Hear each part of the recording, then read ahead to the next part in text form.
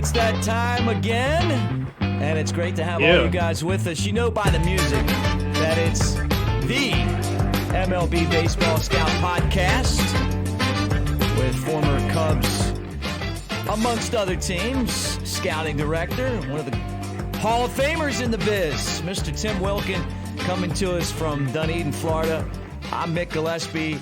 Welcome to the show. Make sure that you follow us at Cubs Baseball Channel and like and subscribe and throw us some questions. We're going to talk about the world of scouting, which I feel like is, Tim, underrated, under-talked about, underappreciated in this day and age of baseball. But one day, the smart GMs are going to come back and they're going to get back into scouting because they're going to figure out that it's you guys that find the good players and win championships. What's up, brother?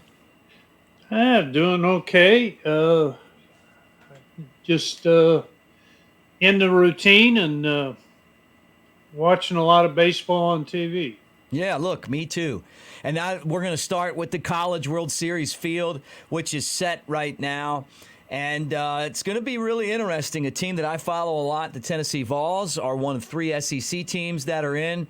They had a very tough road after being the number one overall seed last year and having as much talent as any baseball team I can remember and not making it. This year they went through Clemson and then Southern Miss, and they're in the College World Series along with the LSU Tigers, the Florida Gators, two teams that have won championships before. You got Wake Forest, the number one seed. They're stacked. They're blowing everyone out. You've got Oral Roberts, which is making it for the second time in program history. You got TCU in there. And this should be a really interesting World Series. Stanford beat Texas to go in. Your thoughts on the College World Series field for college baseball?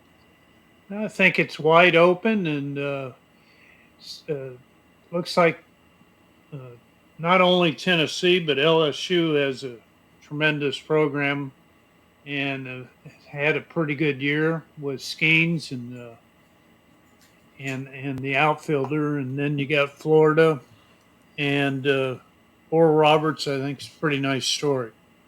What's it like scouting the College World Series? Is that something that you did in the past? I know that you've gotten players that have played in the College World Series. The draft used to be like right around the same time as the World Series. That's changed some, but give us the scouting perspective. You sending people, who do you send, and how does all that work? Well, most up until the past few years, until the draft has changed dates, the World Series was going on. The College World Series was going on kind of at the same time as the draft, and so we would take some of our area guys and send them to Omaha. But now you've got an extra month before the draft, and so you can probably send some of your key scouts, trying to get last looks, or some players that have come on since they've seen those clubs last. They can maybe brush up on some of those players that they haven't seen for a couple of months. And stories can change all the time. I forgot to talk about Virginia. Cubs have quite a few guys that played baseball at Virginia. They actually won a national championship. One of the teams that's in there is Oral Roberts, and you and I got into a discussion about Dallas Beeler when we were talking about the show, who played at Oral Roberts. They didn't make the World Series when he was there. The last time they went was in the 70s, but really interesting guy. Threw a sinker, got to the big leagues, drafted, kind of a late round draft pick, who made it to the big leagues, which is always your goal. I mean, when you're drafting, and that used to be a lot deeper than it is now, just because you had so many more rounds. But what do you remember about that? Well, about Beeler in particular, or yeah, just yeah, he was a guy that kind of a late developer and started to put his coordination together as he got a little bit older and got a little time in the big leagues. I thought he might throw a little bit more. probably had some setbacks arm-wise, injury-wise, and probably held him back from a longer career. But yeah, Oral Roberts is. I think I looked it up. They've got at least 25 guys now in the big leagues Really? that have played in the big leagues. So it's pretty interesting. Uh, it's pretty interesting to see, uh,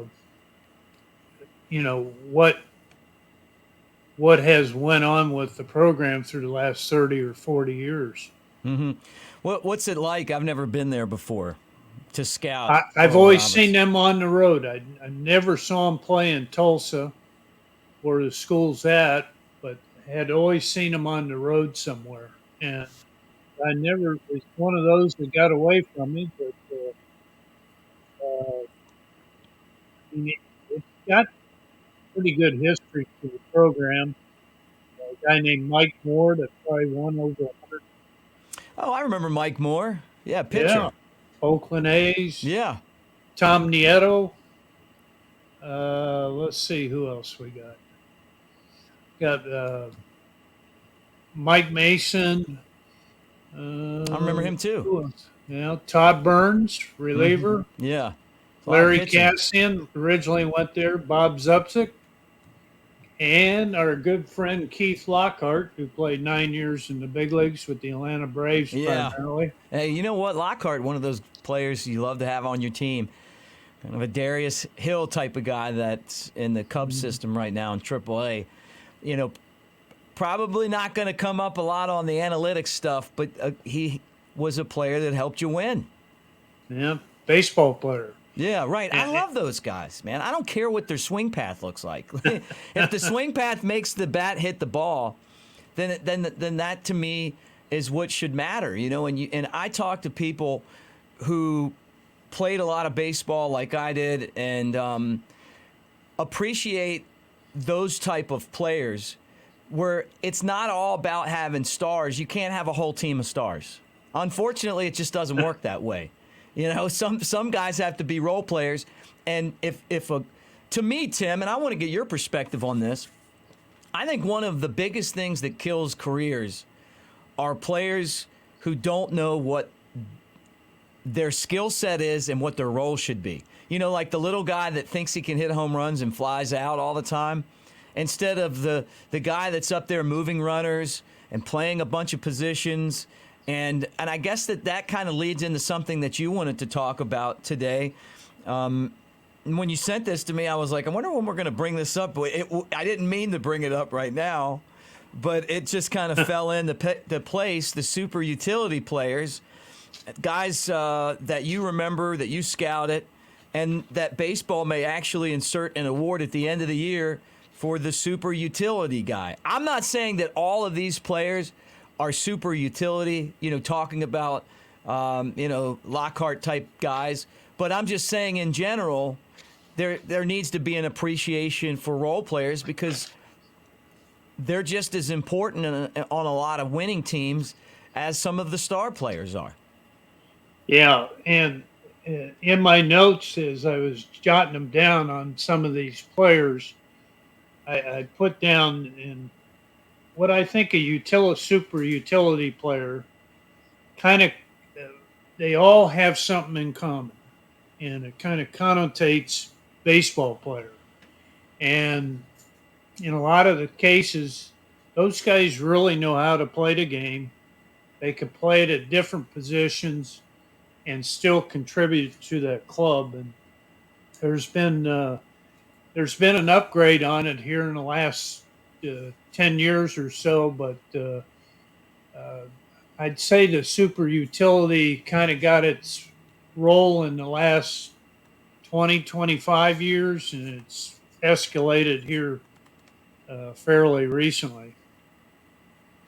Yeah, look, without the National League game, because it doesn't exist anymore, maybe super utility isn't as super as it once was when you had double switches and pitchers batting, and in that 9th spot, or for some managers, the 8th spot in the lineup. Talking about Joe Madden, our buddy, but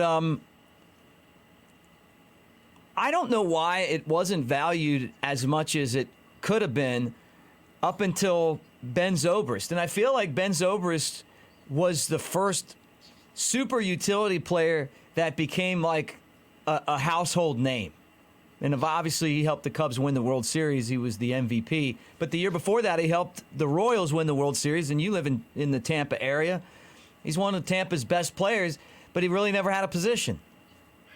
Yeah, he played, I believe it was 7 different positions through his careers. And 3-time All-Star, over 560 extra base hits, was in the MVP voting 3 times, and was 8th in 2009. And got 14 years out of bouncing around position-wise, and it's so valuable to the club. And I know that was Joe Madden was his manager, and I'm sure he really appreciated the things that Ben could do, not only offensively, but being able to bounce around from position to position. How do you scout a guy like that? Carefully.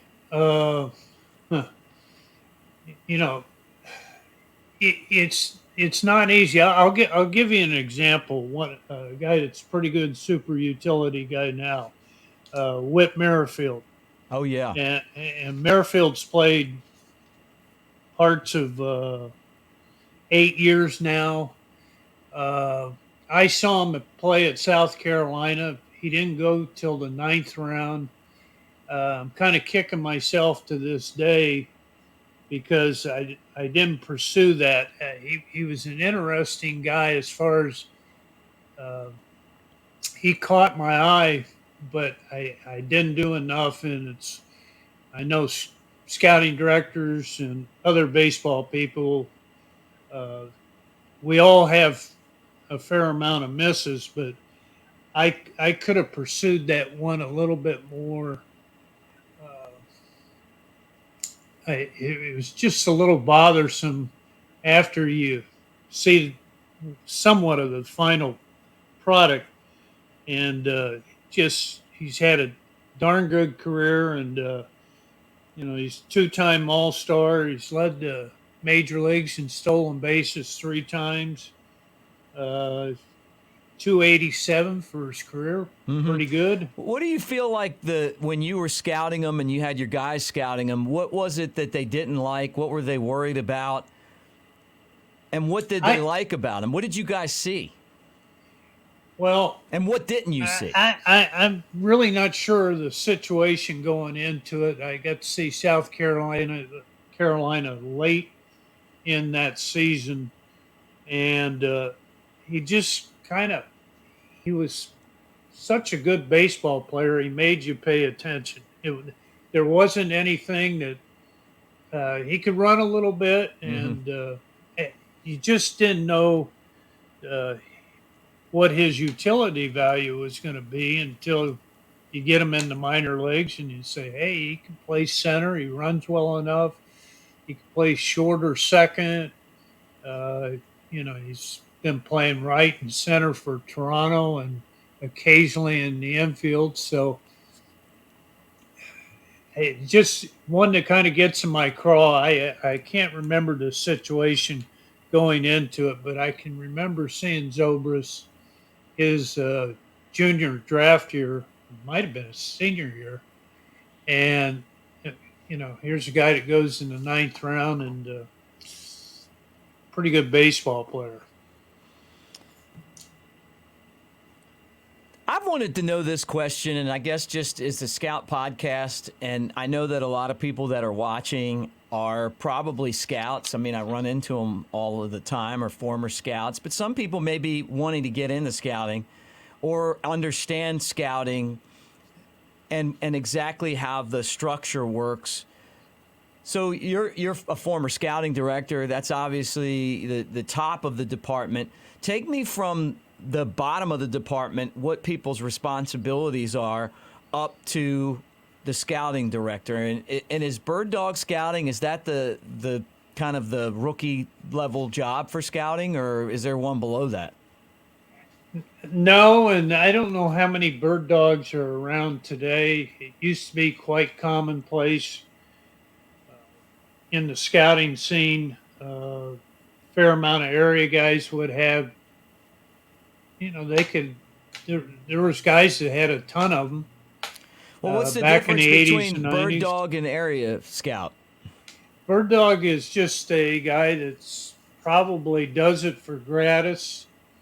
Uh, Probably involved in baseball in that particular community that they came from, and was noticed by an area guy, and they basically hired those guys, or not hired them, but signed them to a performance like contract, not with hardly any money, and those guys would help in that particular area. And sometimes, in most of those cases, where a bird dog was being hired or brought on by that scout, was probably a weaker part of that scout's area that might have had a larger area, so he needed more of a heads up, simply because a lot of scouts are extended pretty good area wise. But in today's world, you do not hear of too many bird dogs anymore. So they're not full-time scouts. They're just like a guy who's like a high school baseball coach, but then, when he's got spare time, he rides out and he'll check a guy, and then he'll tell the area guy, which is kind of a director of, a certain geographic space, hey, this is what I saw with this guy. And then that area guy works directly under you. Is the next line in the chain the national cross checker, or is there like guys that are under the cross checker but are over a bunch of different areas? Yeah, you have in most cases today, you have what is called a regional supervisor, and Okay. he has X amount of scouts underneath him.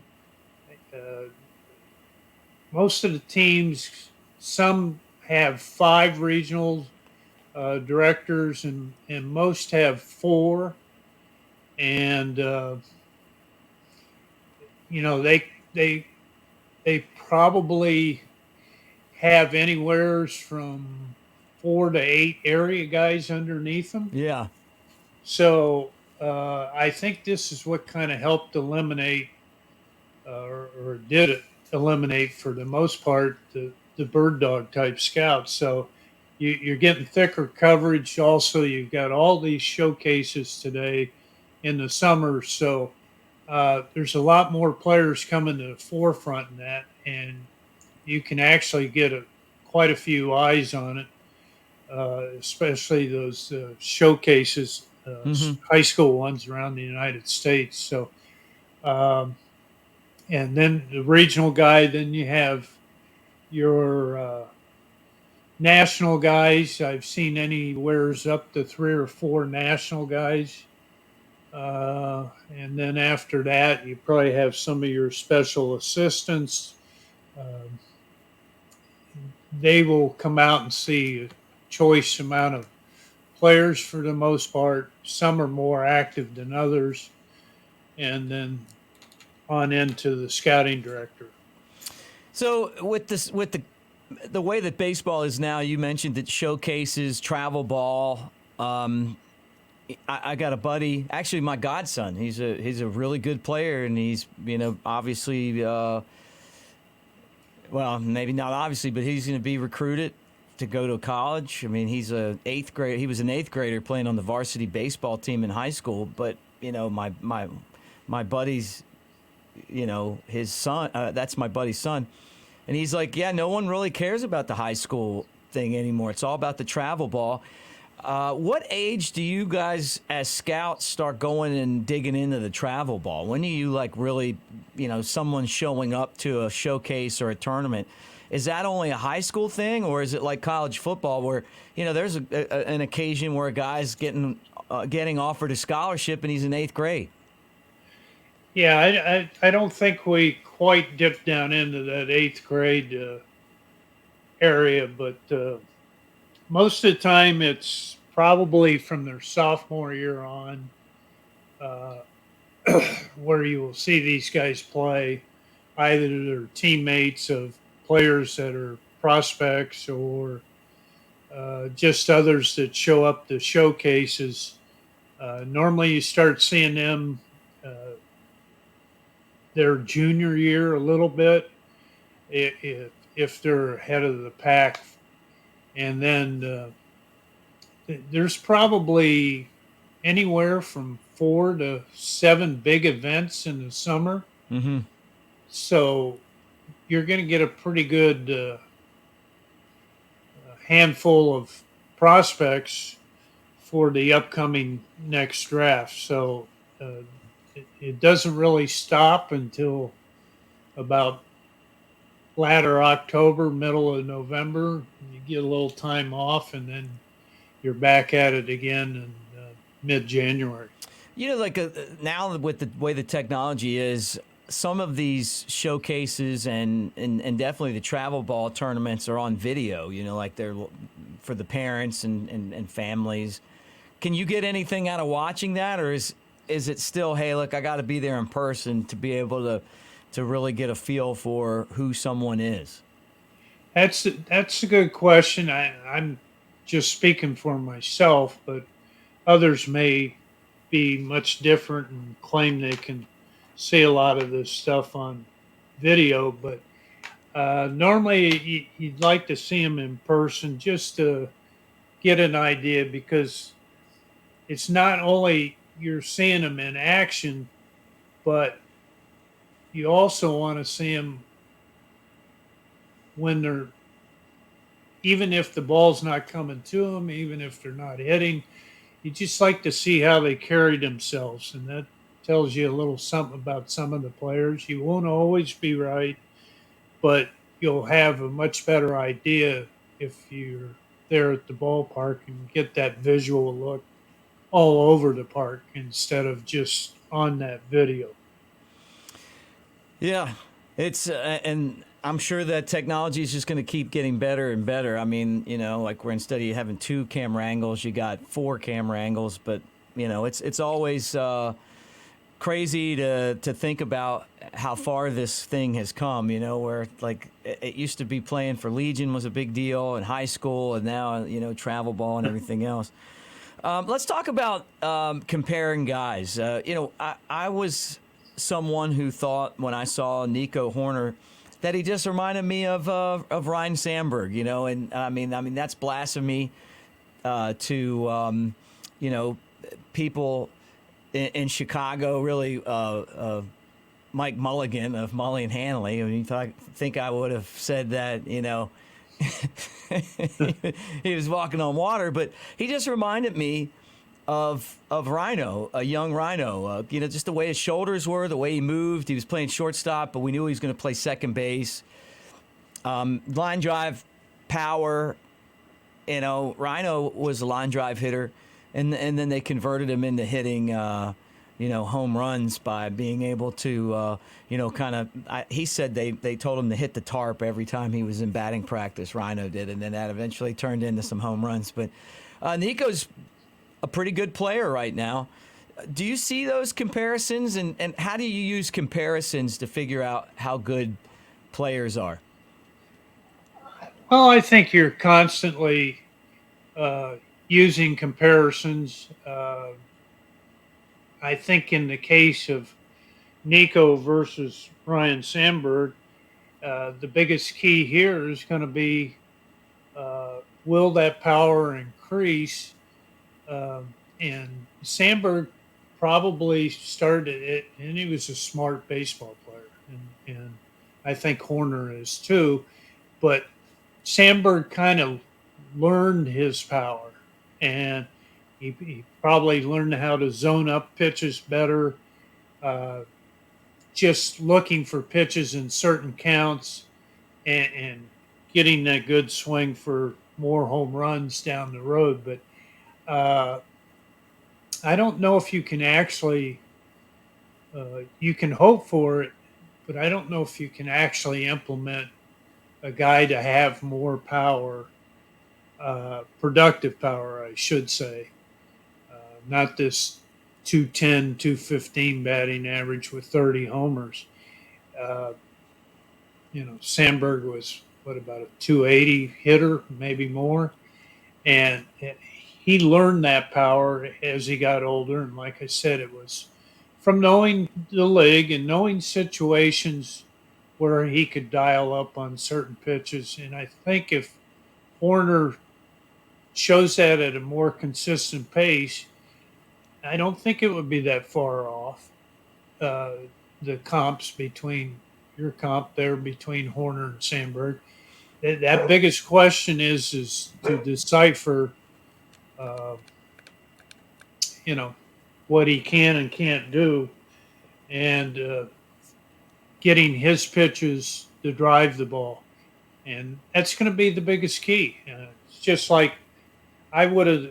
I mean, we've talked about LeMahieu in the past couple episodes, but LeMahieu was one that if anyone had told me that he'd have 120 career home runs when he first started, I would have said no way.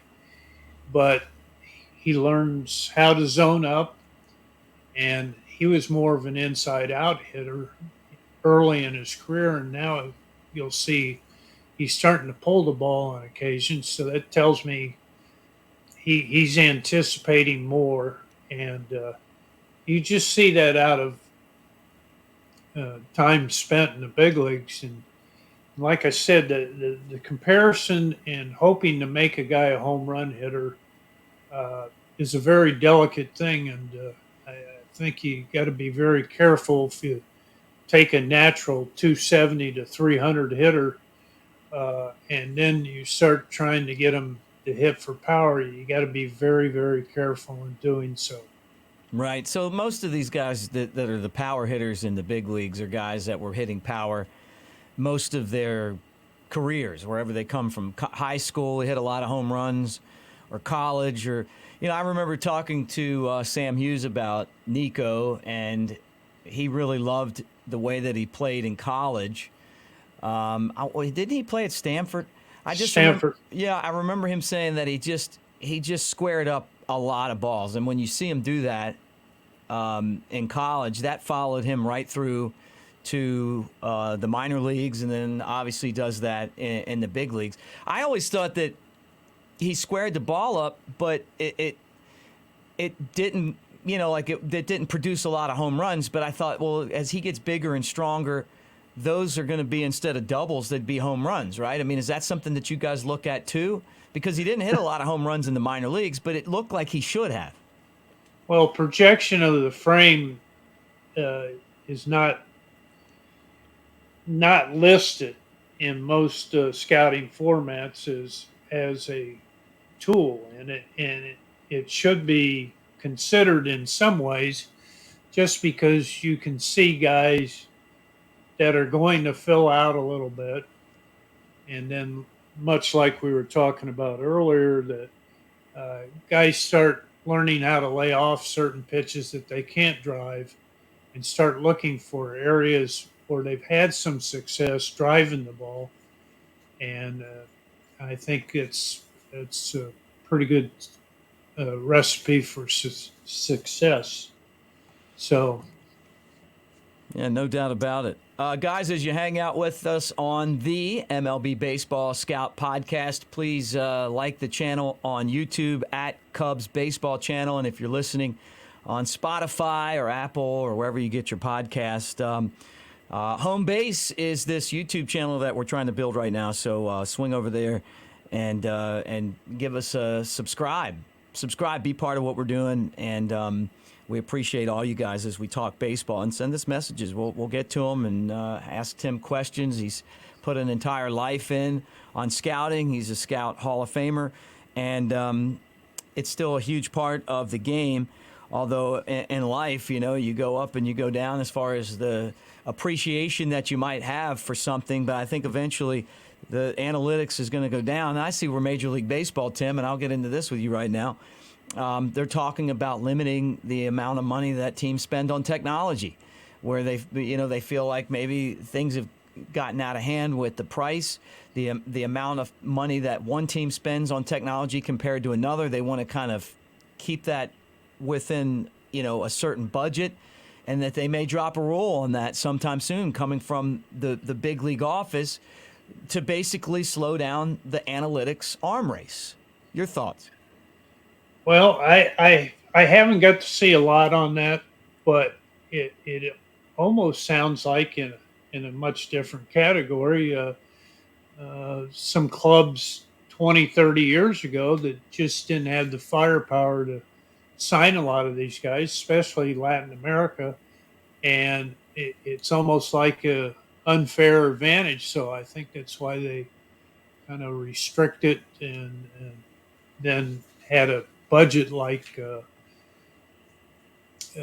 thing for the Latin American players, so it kind of put everyone on the same page. And the technology part seems to have similar ramifications for clubs that have the firepower to do it, and maybe it's an unfair advantage. When did you start to see all of this stuff change? When was the point where, we all saw the movie Moneyball, and we know about Billy Beane and the Oakland A's and, and that type of technology. But when was the switch in your mind when it started to really affect scouting? I would say in the latter 90s, you started seeing clubs drafting guys that had good numbers, and so they, baseball prior did not really go as much. I mean, it probably weighed into some discussions in different rooms, but that's when there were some organizations from 98 to 2010 that actually took players they had not seen and went on some numbers. And I don't know how they did that, and found out connections about, what kind of player are you getting. And we had that talk about Bob File back then, and that was 98 or 99. And with Bob File, he hit like 530 his senior year. So I was more worried, and the reason we jumped him up to 18th round was because I was kind of a little fearful someone's just going to take him for his great body and his arm strength and power that he showed at Philadelphia Textile. And so I just jumped him up to the 18th round. But you started to see it in the late 90s, really started to escalate in the early to mid 2000s, and just and then analytics probably has, I want to say, from 2008 to the present, is rapidly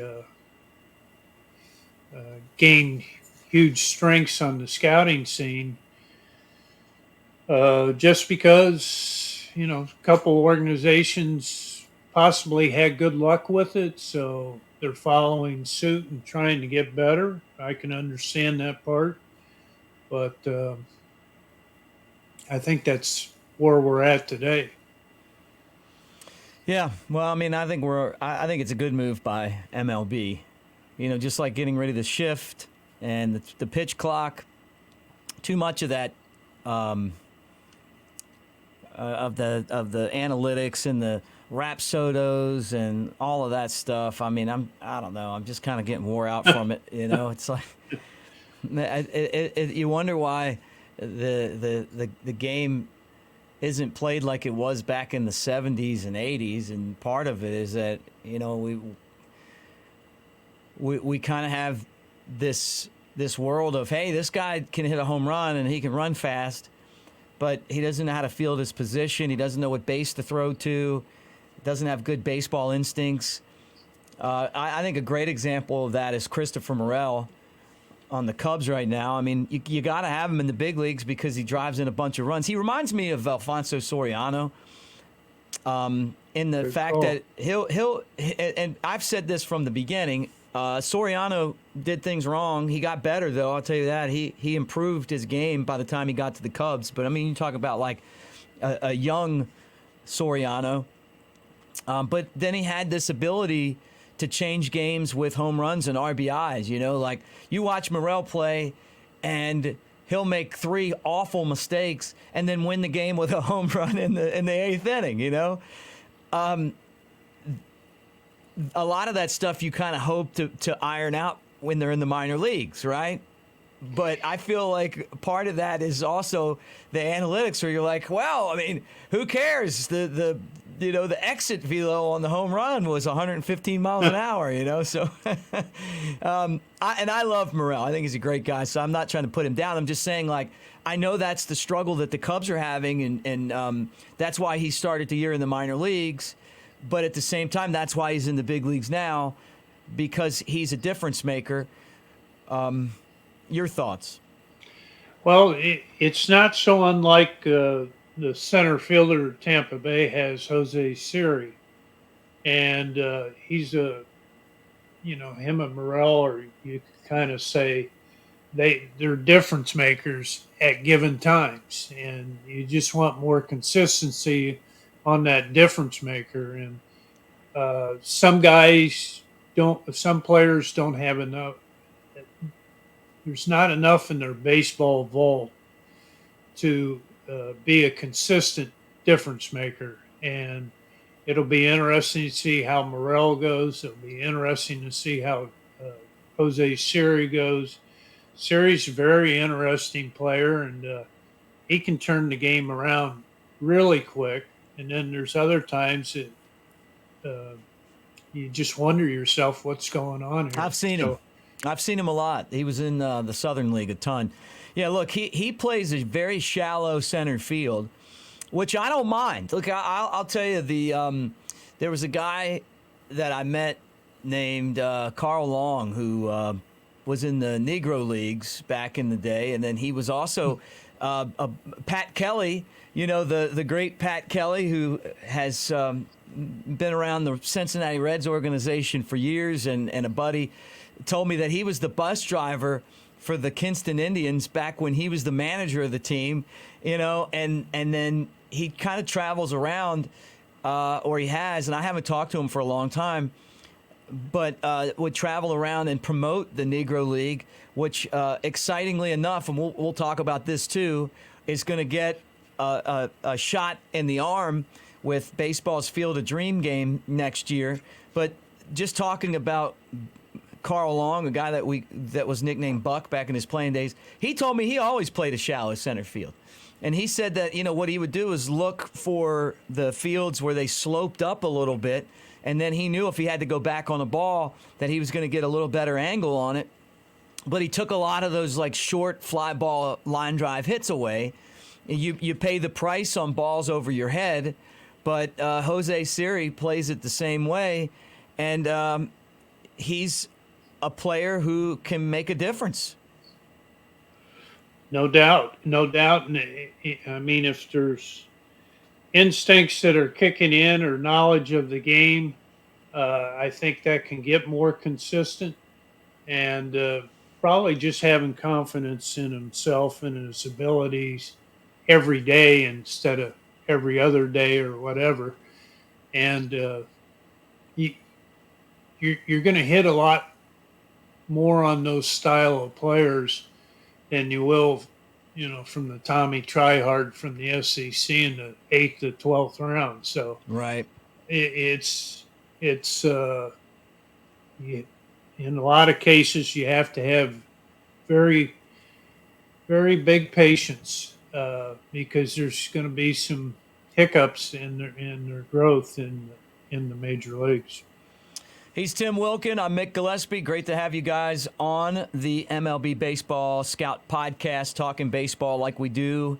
This is episode 5. Give us a thumbs up. Subscribe to the YouTube channel at Cubs Baseball Channel. This is the first of a lot of cool shows that we're going to have on here as we build this channel. All right, so this is what I was talking about. And I'm going to tell you this, Tim. You and I both know Billy Williams. You know what a great guy he is. The conversations that you have with Billy, his personality. He's one of the best people I've ever met in the game. You know, we have the Alabama connection. I was introduced to him by Ron Santo, and every time I see Billy, it's like I just feel like I've been hanging out with him every day since the last time I saw him. And one of the things that I love to hear about are when he was a kid and, you know, he knew Satchel Paige, and Satchel would do like those the baseball, you know, barnstorming games. And MLB announced, or they're going to announce, it's out now, that they're going to have next year's Field of Dreams game between the Cardinals and the Giants at Rickwood Field in Birmingham. And this is a stadium where the Birmingham Black Barons played, the Negro League team, with guys like Josh Gibson, of course, Satchel Paige, and Cool Papa Bell, all these great players that didn't get a chance in the major leagues, and some of them did. Willie Mays played there as well. And what's great is that there's a game that used to be played there called the Rickwood Classic, and that's when the AA teams would have one game there a year hosted by the Birmingham Barons. So they're going to put probably like $3 million into the facility. Have you ever been there before?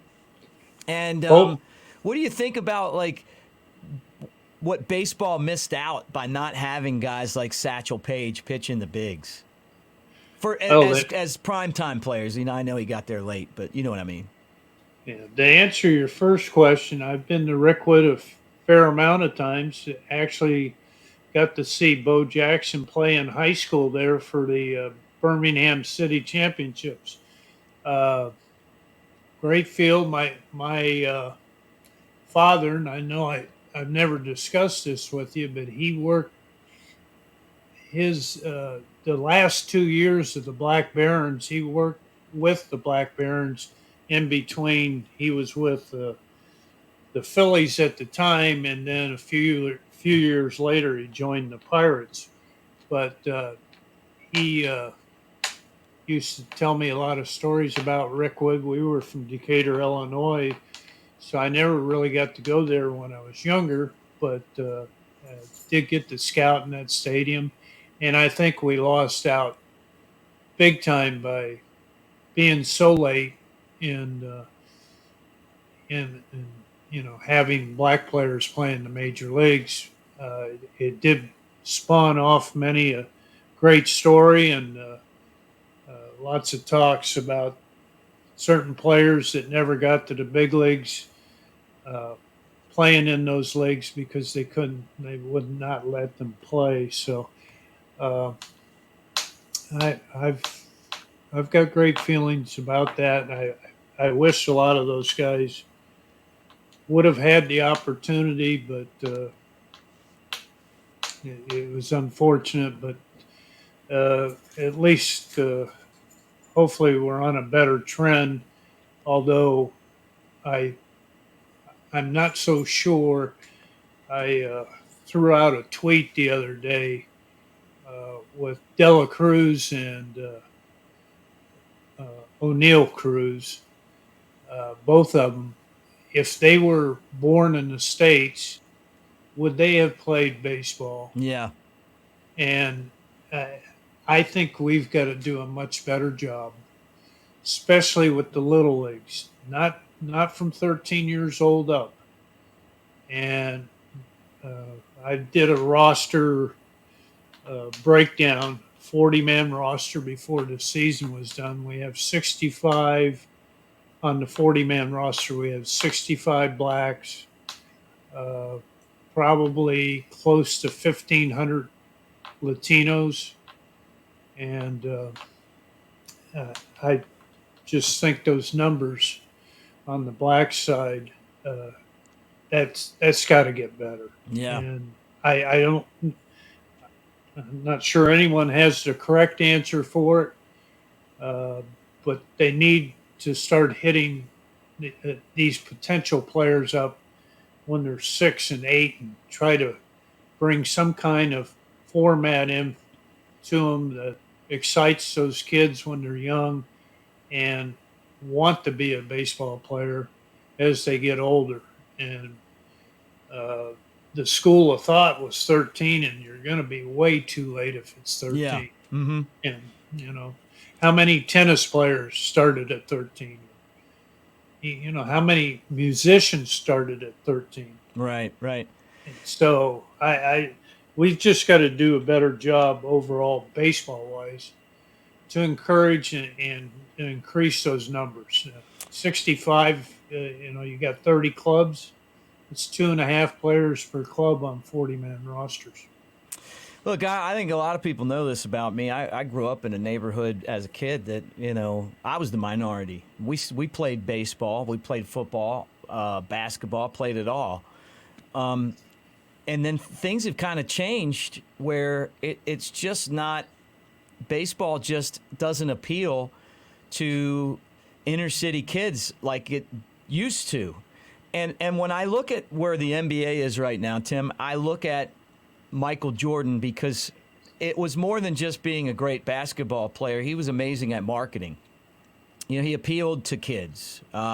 He's on a Gatorade bottle. He's got the best shoes out there, that are expensive and cool to wear. And his shoes are still cool. And he's like an owner that's selling his team today, And I don't feel like baseball has that anymore. I don't feel like there is a Ken Griffey Jr. who might have been that guy and doesn't really have a transcending personality like Michael Jordan. He was just a really good player with a great swing and a great smile and all of that. But it wasn't like his personality was coming off of, like Michael's, where you just can't get enough of him and he's in movies and stuff. I feel like baseball is going to have to find that person. The guy who is going to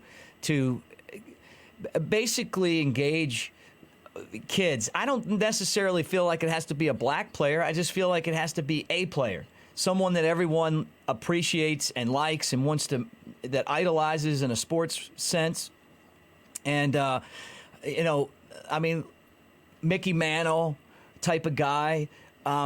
Maybe that could have been Mike Trout, but he's a lot like Ken Griffey Jr., where he just doesn't have a big, bold, outgoing personality, and he doesn't as good as he is on the diamond. It just doesn't transcend into the marketing part of it, right?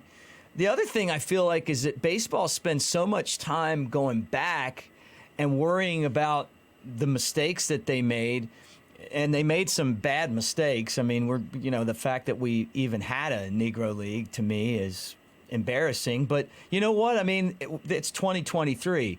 Instead of spending all of our time talking about, we all got to wear number 42 today, and we got to remember that there were a lot of racists. Maybe we put that attention into building the game in the communities, right? Because the thing about baseball is, we used to play on concrete, which is crazy. Kids probably don't want to do that now. Fix up the community with all the money that baseball has. The community baseball diamond. Figure out a way to get guys gloves and balls and bats, and make it a fun venture. And maybe that'll help. But the problem that I would have had with the income that that we had. With me growing up, coming from a broken family, didn't really have anything. I couldn't have played now. I couldn't have bought $500 worth of uniforms and 5 hats, and I wouldn't have been able to afford a bat. I could have afforded a glove. I always had a glove. That was what I wanted for every holiday. But the gloves went from $30 to $250. That's, to me, the problem that the game of baseball has. I think that the pitch clock has helped out a lot, Tim. I feel like the pace of the game's gotten better. I was very skeptical of the commissioner on some stuff. I didn't like that the Astros weren't punished for cheating. Out of principle, not anything against the Houston community, but just out of principle. But I got to tell you, I mean, I like the direction that things are going I just think that's an area where if it was me and every time I turn on baseball, we're talking about what a, racist group they were back in the, in the 40s and 50s and, whenever, it wouldn't make me want to go play the game. What would make me want to play the game is like, hey, here's a really cool field.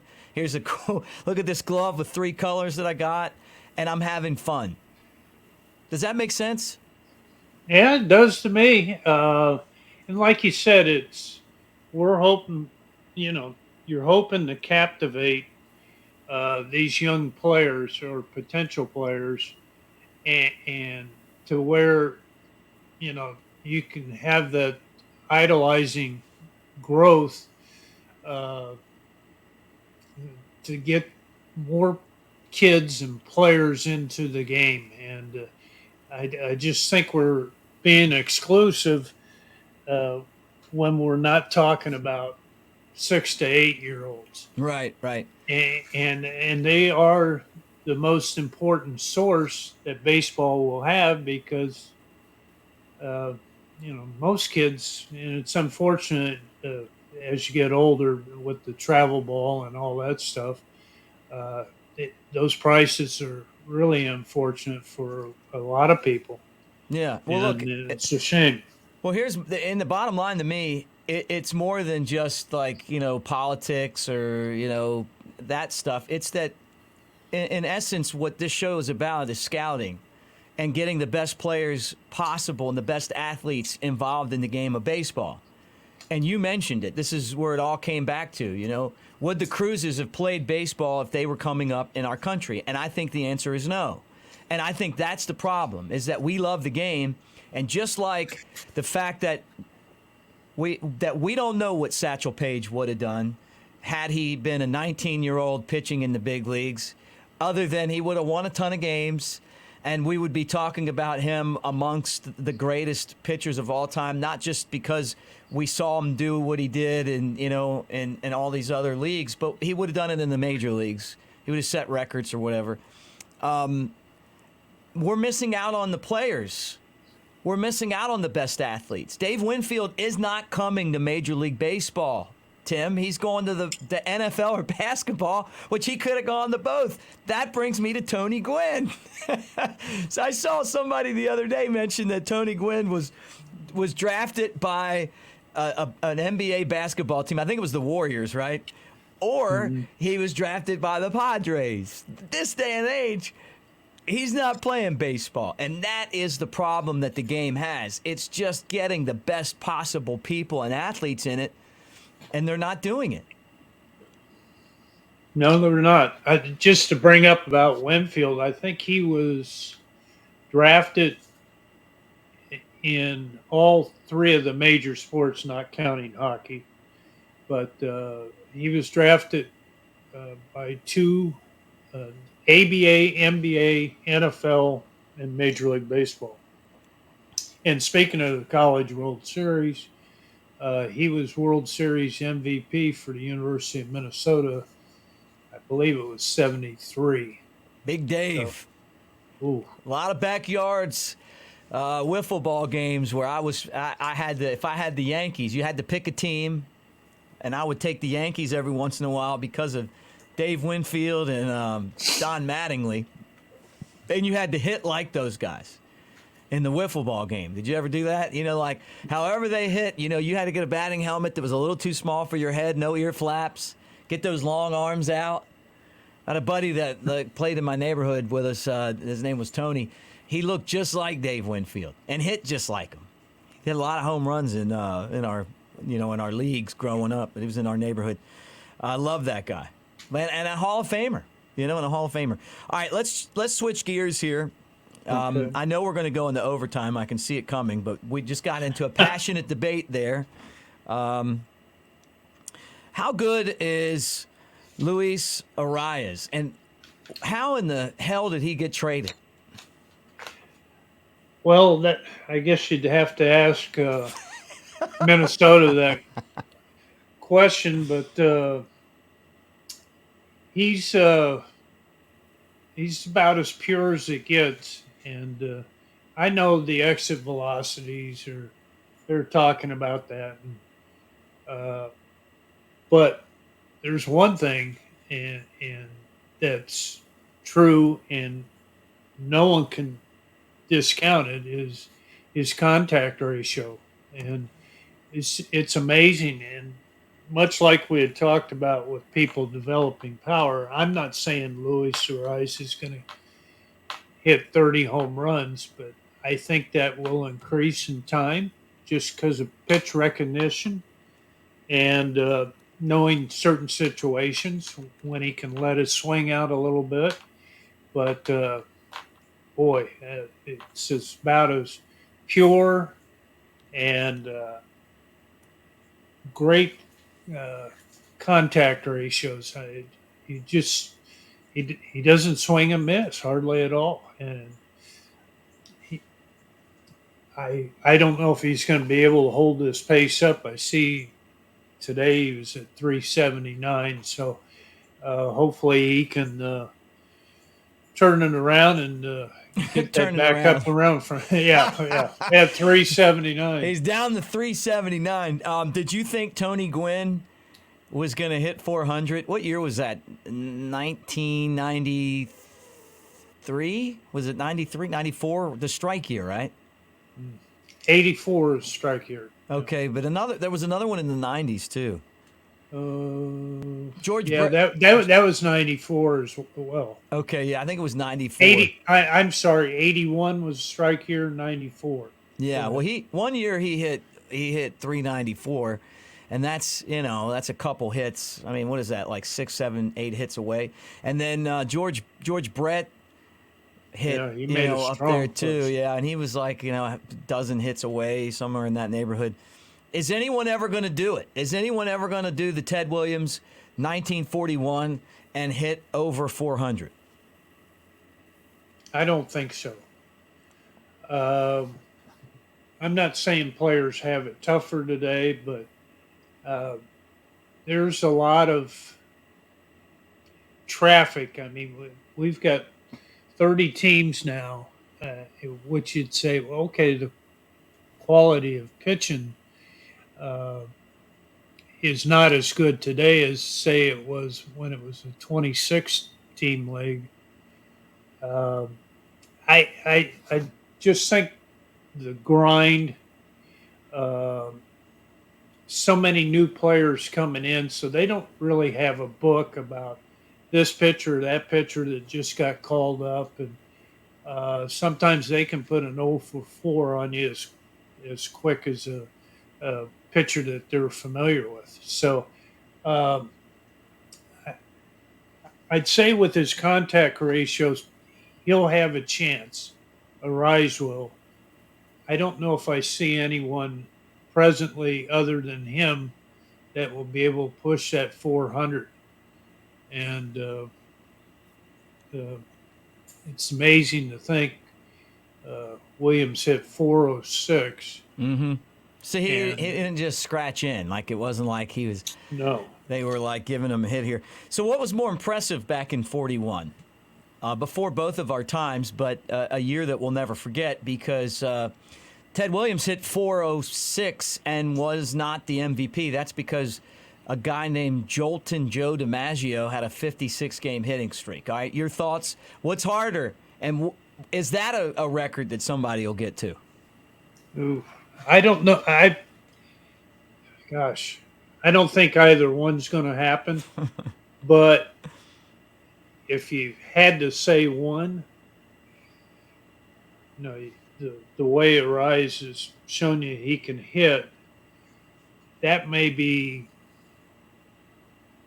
I won't say the easiest. I don't even know what the terms for it, but I think that would have more of a chance hitting 400 than 56 games. The answer, Tim, is that neither will happen.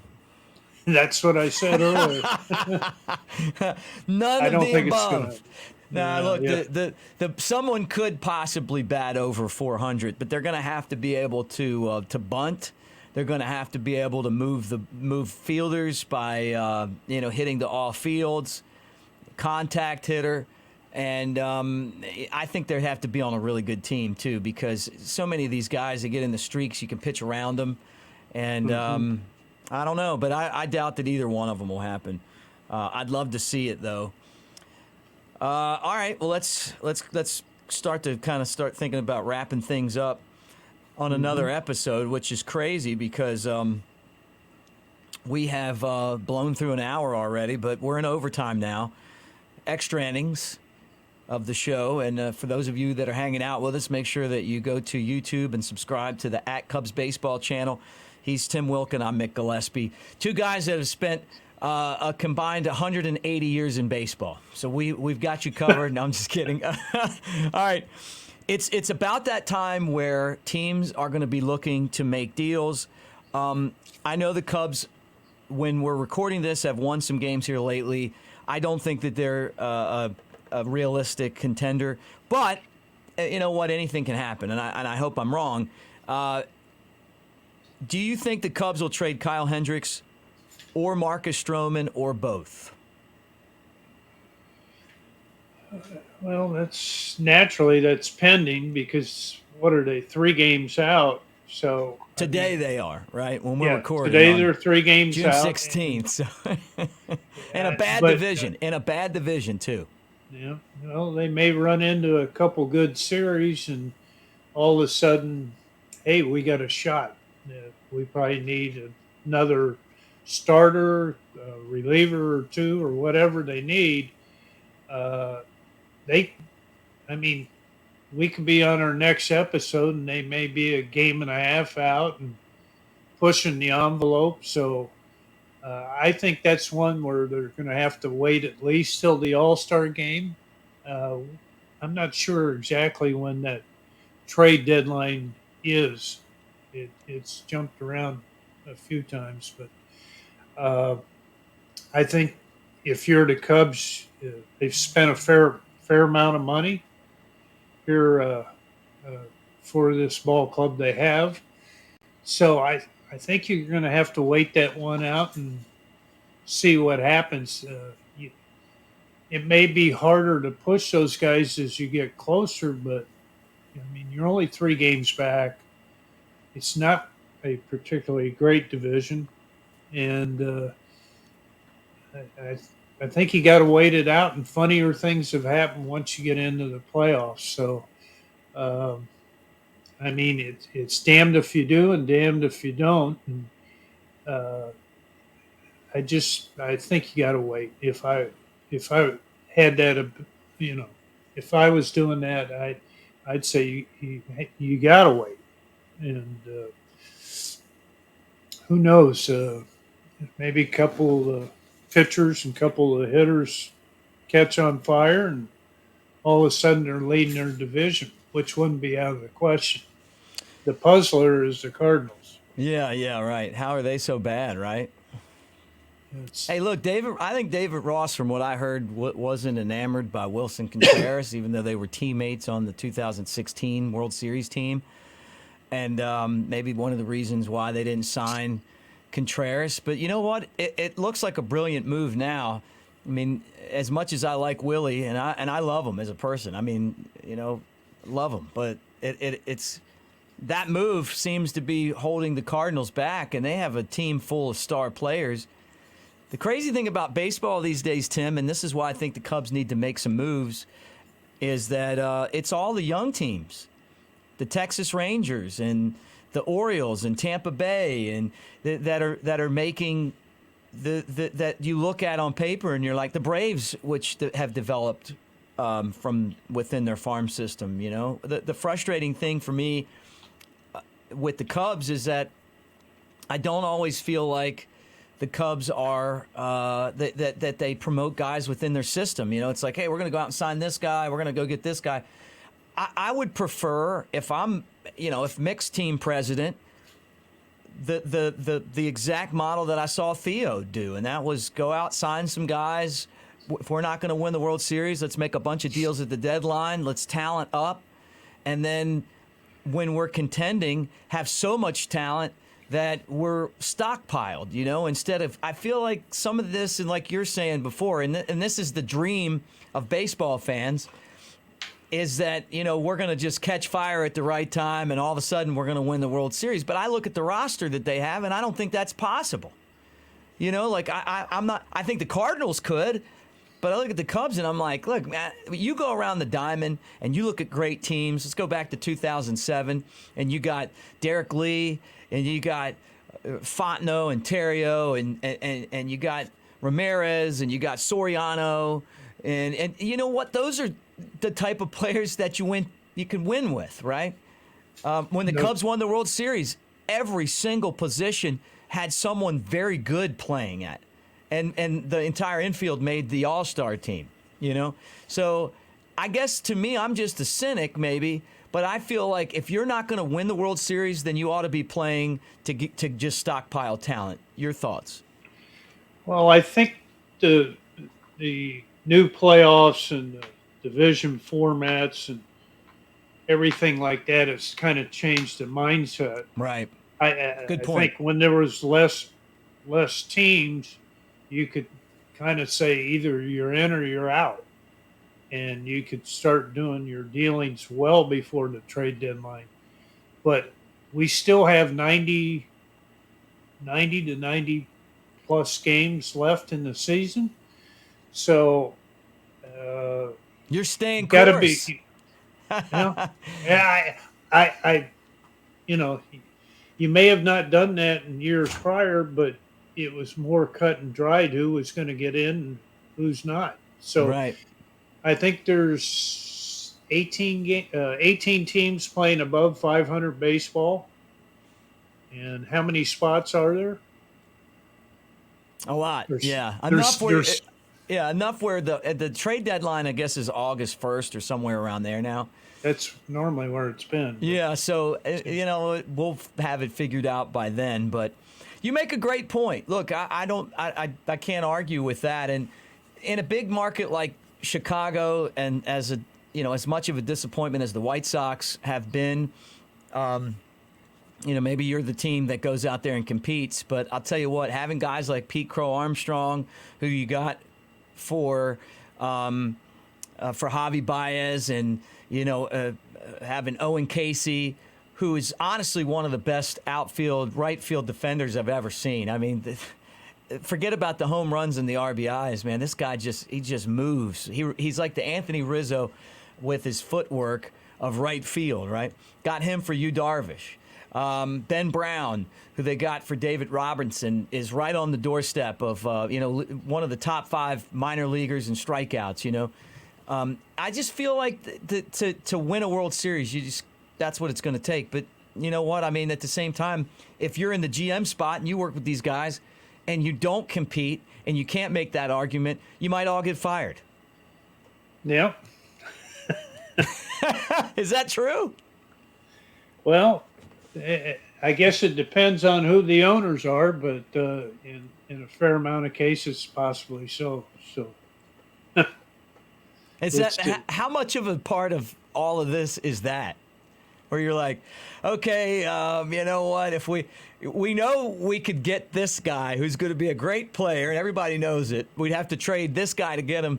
But if we trade this guy, things aren't going to go too well for us, and then they're going, you'll get fired at the end of the year. So let's not do that. Well, that used to be the way of the world. In some, it was the general manager's job on the line if they didn't turn it around. So just depends how you set yourself up in years prior. And like you alluded to earlier, the depth of the organization makes a big play into what you're going to do down the road. So those clubs that aren't close at all, I'm sure they're prepping up for possible deals here before the trade deadline. Yeah, no doubt. All right, Tim, anything that you want to bring up before we say farewell to episode 5 of the MLB Baseball Scout podcast? I do have one or a couple little tidbits here. We were talking College World Series earlier, and Oral Roberts. They had 23 guys that have played in the big leagues, and most of it's within the last 40 years.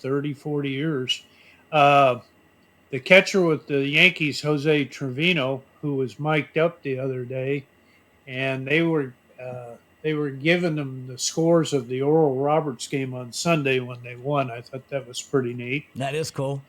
And then the closer for Toronto Blue Jays, Jordan Romano, and he's the last one that signed out of Oral Roberts. And my namesake, no relation, is at Wake Forest, Brock Wilken. He has 30 home runs now and has a chance to go in the first round. And Wake Forest will be pretty fun to watch, I think. They've done a hell of a job recruiting. They've hit the state of Florida extremely hard.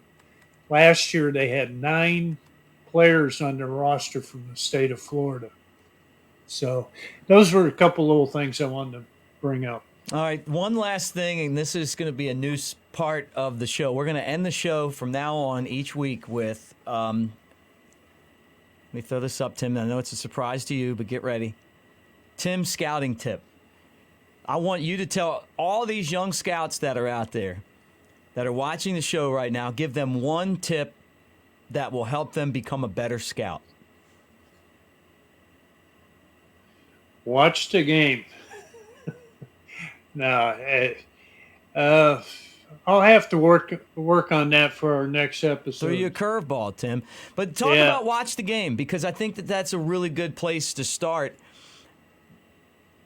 Because if you're talking to a scout, you know what? You do watch the game. And I see you guys, you get there, you're at the ballpark for batting practice, you're watching guys stretch, you're paying attention to everything, watching the players in the dugout, how they interact. There's a lot more to it than just someone's at bat. Get there early, watch as much as you can. I normally have used it in the last 15, 20 years for batting practice, not necessarily the guys hitting, the guys defending out in the field and taking balls off the bat. That you may not get those opportunities to see that player react in a ball game. So you can see a lot of the defensive work, and especially the breaks and the footwork and things like that defensively in batting practice. So that would be my first one. Watch the game. Love it. Well, that's where we start, and that's where we end. We start Tim's tips, but we end episode 5. And it's hard to get these episodes in, but I'll tell you what, once we do, it's a lot of fun. I've enjoyed it thoroughly. Been great. For Tim Wilken, I'm Mick Gillispie. Make sure you go to the Cubs Baseball channel on YouTube, at Cubs Baseball channel, and subscribe. Give us a thumbs up. Thanks for hanging out with us. We'll talk more baseball scouting. Episode 6 coming up sometime next week. Thanks, everybody.